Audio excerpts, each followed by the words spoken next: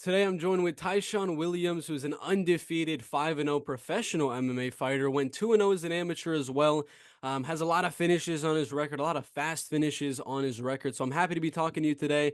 But do you have any plans for the rest of the day, and how's the day been going so far? Hey, yeah, what's up, guys? Try locking in. Hey, I'm right here right now in Las Vegas. I'm walking along the strip, as you can see. Get ready to look at my Starbucks stuff to start my day off. But yeah, I got a few things planned today. I'm gonna go to the UFC PI today around 4 p.m. to do some wrestling and grappling and things like that. And you're going to the UFC PI right now. Obviously, you're in Las Vegas, but you have a really great group of guys that you do train with, mainly on a daily basis. Who are the main guys that you do get the most work with and have been the most beneficial for you in your career? Okay, so I trained in Miami down at MMA Masters under Hmm. Daniel Valverde and Cesar Camadio. Uh, Guys that have been real crucial for my career to help me grow. Man, it's a list of things that go into it, but we're just talking specifically about MMA. Like I definitely say my buddy Miguel Baeza. He fights at 170 at welterweight in the UFC.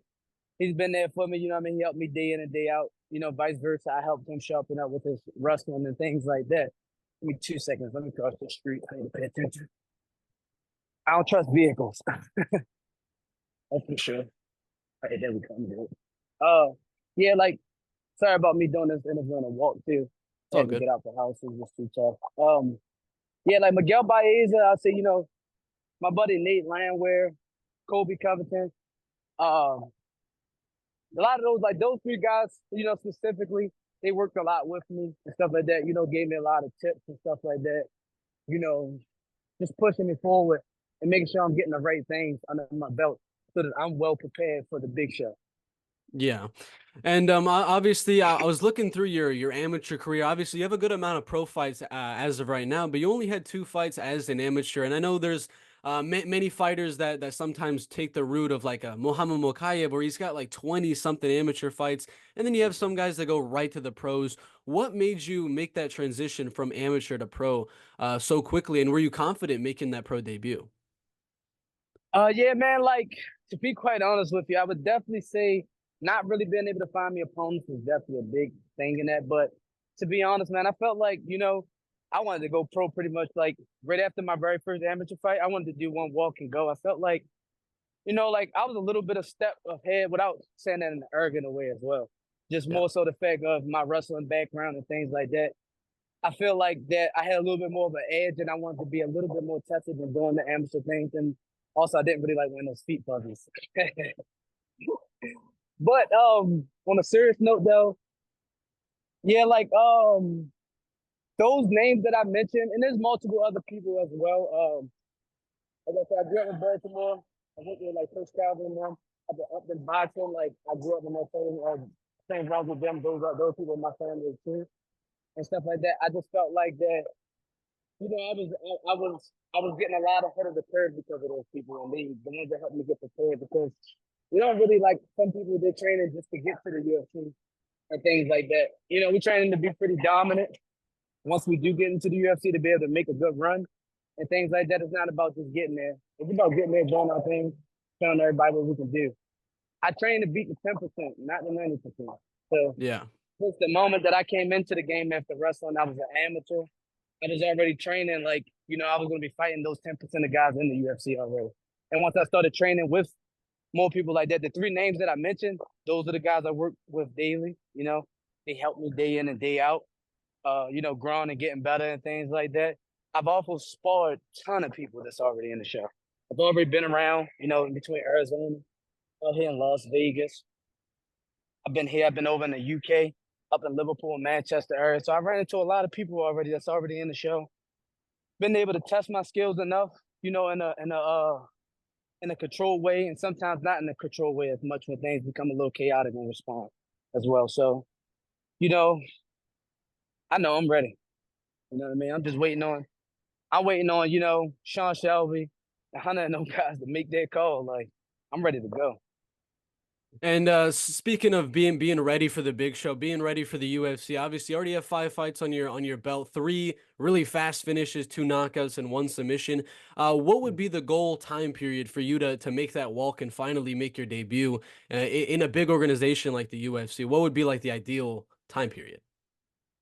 Ah, man, that's tough to say. Like it's definitely up to them. But giving you guys a little insight, they are working on some things with my agent and them with Brian Butler and those guys. I had an opportunity at first where I was going to be joining the Ultimate Fighter. The season that just happened, I had did an interview when they first did all the things like that. I had talked. I don't even. I forgot the guy's name. To be honest, I did some interviews and stuff like that, and some Zoom calls and stuff like that. And once we figured that wasn't the route that we were going to go, we ended up just going right back to our original plan, which was the contender series. So that's the same exact thing now. They want me to do a little bit. They want me to, get one more finish if we can before the contender, just in my record's a little light. But like more so, that's looks like the plan. You know what I mean? So we're just pretty much waiting for the call. Be patient. You know what I mean? Leave it all up to God because it's all on His time and base anyway. I'm just gonna stay ready to go mentally, physically, and things like that. Make sure that I'm healthy. And the moment they make that call, like I'm ready to step in. You know what I mean? Whether it's into the show or it's a contender, it doesn't matter to me. And I've talked to a few guys that have obviously went the contender series route. Some guys that have kind of made their debut on short notice in the UFC, and then a few guys that have actually fought on the Ultimate Fighter, and they all have like different feelings on.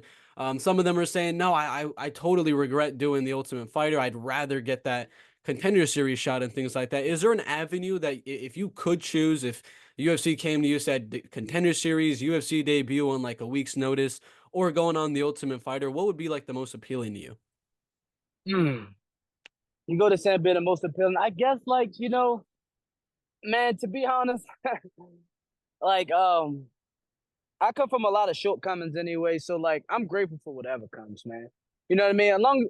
Obviously, it got to be reasonable for the most part, but I'm not really picky at all. I'm very grateful for whatever it is that comes to me, whatever opportunities I am offered for me to be chasing my dreams and stuff like that. So, I treat every fight the same. It don't matter if it's in the UFC or it's on, these lower level promotions and regional shows. I prepare the same way. I prepare like a professional. I diet down. I do everything I'm supposed to do. I hone in, you know. I kind of hone in with myself and stuff like that before the time coming. I'm gonna treat everything the same. Everything is realistic to me. I treat everyone the same. I don't care if you're this good or you're not this good. I prepare for everybody the same exact way, and that's the reason why a lot of my fights I haven't coming out with the same outcome. And speaking of all of those fights you've had, obviously all of them have been a great outcome. You haven't lost yet as an MMA fighter. If you're looking back at your career so far, is there a fight or a specific opponent that you feel you learned the most about after, and maybe it was like the toughest fight that you gained a lot of experience from? Ah, okay. Yeah. Oh, that's a good one. I'm glad we is hopping on this one. It was my second professional fight. My second professional fight. I'm not blaming it on anything, so we're not even gonna talk about anything that came in. I definitely been fighting up in weight a lot because I've Yeah. been having like a lot of pullouts, man. Like I was supposed to fight on August 2nd in LFA up in Santa Monica, New York at Seneca Allegheny Resort Casino. And my opponent pulled out. I think his name was like don't Ayez. I'm gonna say his last name wrong. Mama Degavalia, whatever his name was, whatever the case may be. He pulled out, and I didn't really have an opponent going into that. And they were searching around trying to get me opponents and stuff like that. It just been kind of hard to get me the right matchups for me to get qualified fights at 145 pounds, which is my weight class. I weigh about 166. On a normal basis, man. Like so, like I can't keep fighting up and fighting these big dudes. Like, you know what I mean? Like I Yeah. do it because like, I really want to go. I want to be active at the same time, but a lot of times coming, a lot of times it's only like those kind of guys that just keep trying to go. And I need to get fights at 145. That's what they want to see. If that's the weight class that I plan on fighting at, the UFC wants to see me fight at that weight class. I'm not going to keep fighting at a weight class that isn't mine. You know what I mean? So I really had trouble and stuff like that getting fights for me to even get on that card. So now I'm getting pushed back just a little bit to a few later dates in between that or me getting pulled up last minute. If I get a call from a contender to get ready to go within this next month and stuff like that, I'll be ready to go because I'm training to go for other dates anyway. Yeah. So, but the fight that definitely I learned the most from, I would say my second fight, I fought this older guy named Steve. He fought I think he was about like 5-8, I want to say, man. He was like 5-8 or something like that. And he fought at 170 like 6, 7 times before that 155. So big dude, old dude, had a lot of experience. Um, he taught me something. I rushed, and I went to go finish him, and I had no choice but to go finish him because in the very beginning he did something slick to me that's why I say he taught me something. He used his head, he head butted me so he can cut my eye. So he cut my eye with a headbutt. So I knew I was cut right away within like the first 20 seconds of the fight. And when I tossed my head to the side to see how much blood was gonna come out, so I knew how much time I had. I realized like fuck, like you know what I mean? Like I gotta go, I gotta finish this guy, I gotta get him out of here. Like I'm cut, I gotta go now. So that taught me a lot, but being a little bit more patient, be a little bit more wary with that, guys that's a little bit more like they're vets, they're gonna do little stuff like that. And I'm not complaining. I didn't complain once even after he did it. I didn't even say anything about it. I don't even know. I think they did recognize that it was a hit, but it really didn't matter to me. Like I've been wrestling since I was 6. Like, what I mean? Everybody do little cheap stuff. What I mean? We all do. It's just, if you get caught. So I don't really mind that, do what you do. But now it taught me something to be a little bit more aware of those type things. And of course, you mentioned you used to be a wrestler. Is that the main reason you did make the transition to MMA? You were just wrestling and you saw maybe your friends doing a little bit of MMA and you decided to make that switch over? I pretty much knew I was going to make the switch over coming out of high school. That's when the first times we thought about it. I was like, I'm gonna do this. I boxed when I was a kid a little bit. It seemed a little bit more relatively better for me because I've been in a lot of positions wrestling. But I was like, damn, if I can punch him right now, this would be kind of bad for him. So I was already pretty much looking forward to making that decision to me transitioning over. And yes, wrestling is 100% the reason why I transitioned over. And I decided to fight MMA instead of just boxing. So I got back in the boxing gym after I was done college wrestling just to fix my hands to Coach Calvin and them. And I was doing pretty well with a lot of the pros already in there. Like my few people like Stacy and them, like, those kids, they were pros and stuff like that, and I was doing well. So Coach Calvin asked me to box, but I told him that I was gonna fight MMA because I just felt like it made more sense. It would be a lot easier for me. And would you say, because obviously I know a lot of people, they say MMA is going to be the harder sport than wrestling because there's so many aspects you got to learn and things like that. But wrestling, you got to cut weight multiple times a week and wrestle so many times every single day. Wrestling's Which harder. wrestling's harder?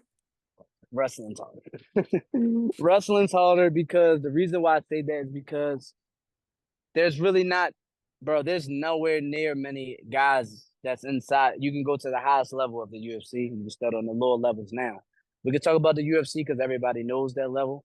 There's not really many guys in there with the caliber of wrestling that some of us possess. You know what I mean? There's a few guys coming in, and you know what I mean. You have your Bo Nichols, that's one of a kind. You know what I mean? He's like a 3-time or maybe 3 or 4-time NCAA champ, something like that. You know what I mean? There's only a few of us now that's coming into the MMA scene that do wrestle, that has some type of backgrounds. You know what I mean?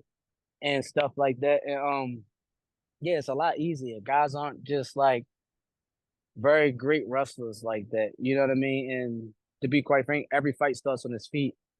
You know, I felt like I was the best in the country on my feet at my weight class. And I'm sure that, a lot of people can vouch for that.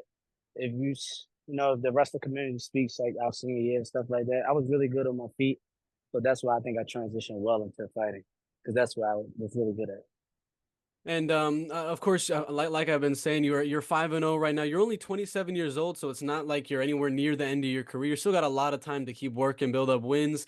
When you do eventually get that call inside the UFC, is there anybody like that you're looking at in the featherweight division as kind of a dream matchup? Because there's legends in that weight class, Holloway, Jose Aldo, if he's ever gonna go back. Is there any like guy in that weight class you're like, dude, I want to fight that guy? Man, to be honest, I really just look forward to, not really. I don't really have anybody individually that I like to fight. To be quite honest, it's just more about me. I wanna show the world what I got. You know what I mean? I want to show the world this talent that I possess. I wasn't, and also behind the talent, the hard work that I put in. I dedicate my life to this. You know what I mean? This is what I do. Excuse me, day in and day out, and this is what I'm focused on. Like I didn't get to finish my senior year of my wrestling career. I was ranked 14th in the nation my senior year, and I didn't get to finish my NCAA tournament because of due to the COVID situation in 2020. So that was kind of real, like bad shut out for me. Like it hurt.